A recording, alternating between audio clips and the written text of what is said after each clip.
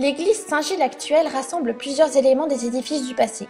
La paroisse a été créée au XVIe siècle et la chapelle sud est la seule rescapée de cette époque.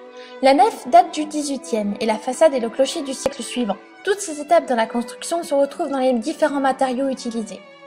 Alors qu'elle n'était au XIIe siècle qu'une simple chapelle, elle passe aux mains du roi de France au XIIIe siècle, ce qui lui permet de prendre le titre de chapelle royale avant de devenir une église quelque temps plus tard.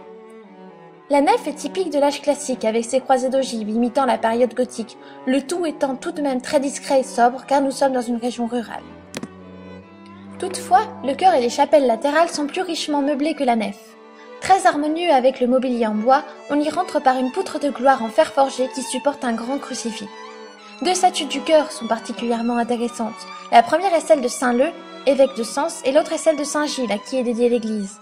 Le saint, surtout célébré en Provence, est accompagné d'une biche qui, poursuivie par des chasseurs, s'est réfugiée à ses pieds, alors qu'une flèche de chasseur se plante dans la main du saint. Une autre statue représente Saint Sébastien, transpercé de flèches lors de son supplice.